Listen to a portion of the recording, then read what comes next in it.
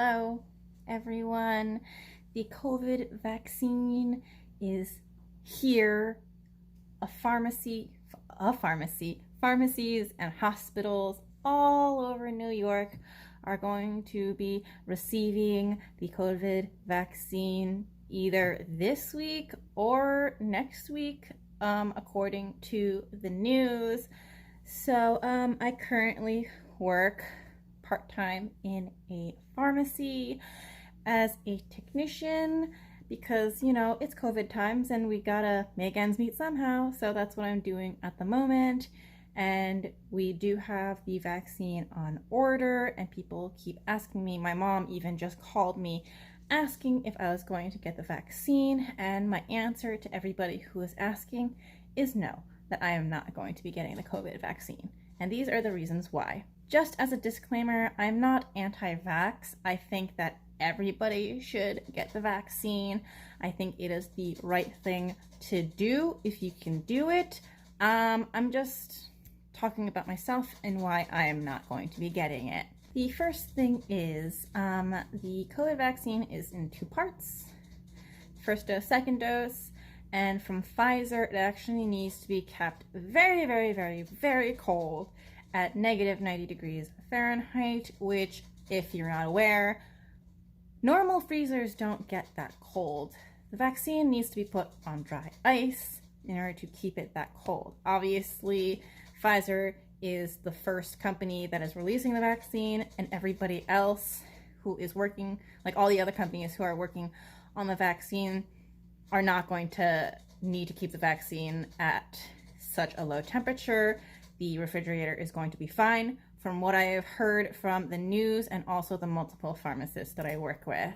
There aren't enough vaccines to go around for the common people. The first people who should be vaccinated are healthcare workers, people in the front lines, people who have contact with coronavirus patients.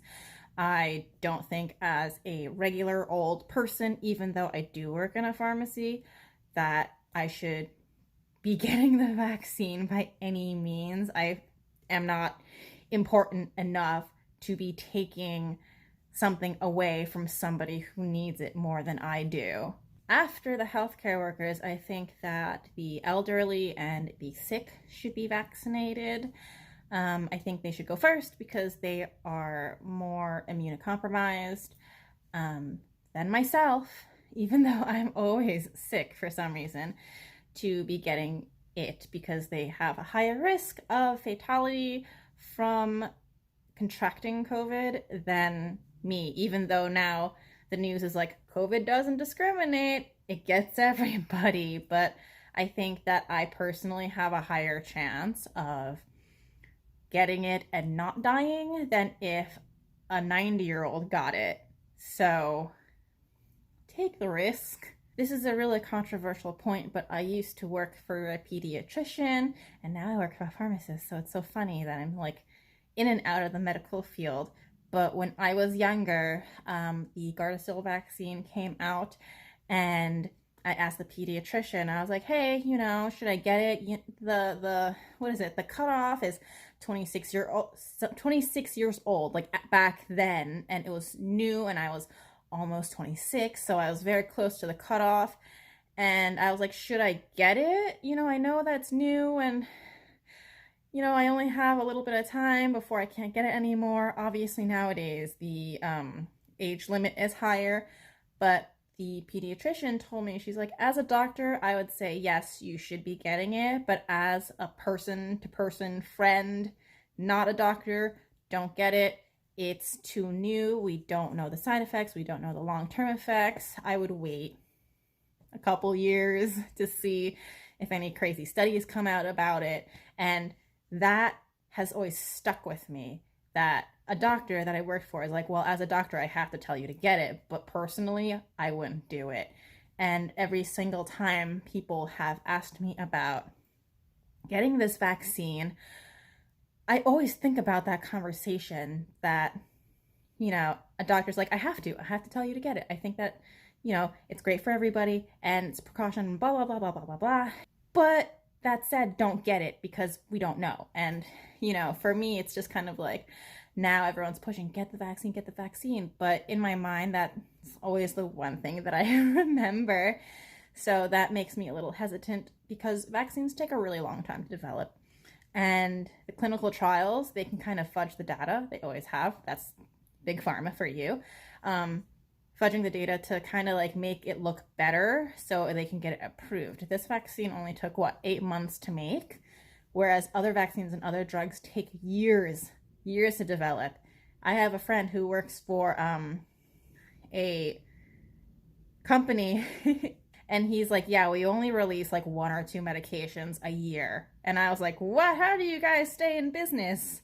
Because that's just what it is. So the fact that they pushed it out so fast kind of makes me a little bit hesitant. If you have food allergies or medication allergies or any sort of allergies, they recommend that you do not get the vaccine. And I have plenty of food allergies. I have plenty of medication allergies. So I really feel like I should be waiting. Again, I'm waiting anyway because I don't think that I should be getting it. And just not that high on the list. My food allergies are not terrible. The worst food allergy that I have, my throat kind of swells, and then I have trouble like swallowing saliva. Other than that, it's usually full body hives and the runs. As for my medication allergies, the worst medication allergy that I had what's called edema, which is like when your body like swells. So like my eyeballs were swollen, like all of my joints were really swollen. And that happened to me one time. Other than that, it's just hives, is what happens. So that is the worst medication allergy I have, which is pretty serious. If you look up angioedema on the internet, like you'll see pictures of people who are just messed up. And I think that constitutes as enough of an excuse not to get the vaccine. I have smaller, like I get side effects, which is whatever because all drugs have side effects. But other than that, I think it's just hives and the runs that I get when I have an allergy medication. An allergic reaction, oh my goodness, to medication. I am actually allergic to one vaccine. I cannot tell you which one it was. I can only tell you that the first one you get when you are a baby, and then you get your update when you are, I think, 17 or something. And my pediatrician at the time, because I don't see the pediatrician anymore, but my pediatrician, when it came time to give me the update, he wouldn't do it. And my parents were like, well, she has to get the vaccination. And so he was like, I'm not gonna do it because it's too risky. But if you want, I will give you the vaccine and then you can take it to another doctor. So basically my parents had to buy a cooler full of ice. We took the little tiny vial, put it in the cooler, and then we had to actually go to an allergist for him to administer the vaccination.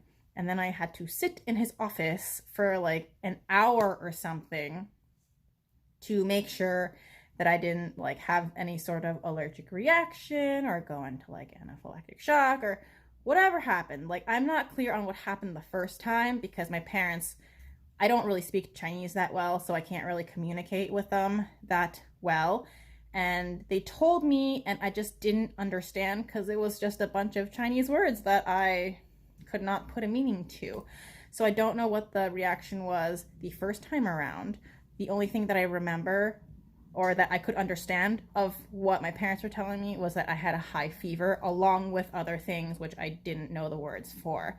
So at the allergist's office, he gave me the vaccine, told me to sit outside in the waiting room, and every couple of minutes, one of the nurses would come and they would check to see how I was feeling. They would check my temperature. They would like look at me, and I think maybe after an hour they're like, we think that you're okay, so we're gonna let you go.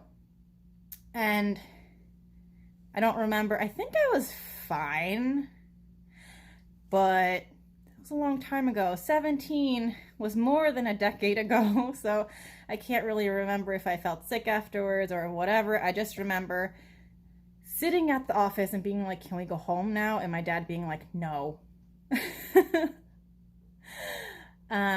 So because I did have that allergic reaction, I don't know if I would have an allergic reaction to the COVID vaccine. And the last reason is a little bit more mental health related. Being alive is really not on the top of my priority list for many reasons, which I'm not sure if I have any mental health videos on my channel that are public. I am moving mental health videos over to a separate channel if you want to follow that one. But I mean, like, listen, if I die, I die. It is what it is. I obviously do wear a mask outside of my house 100% of the time. I think that it is super important to minimize risk of transferring COVID to other people.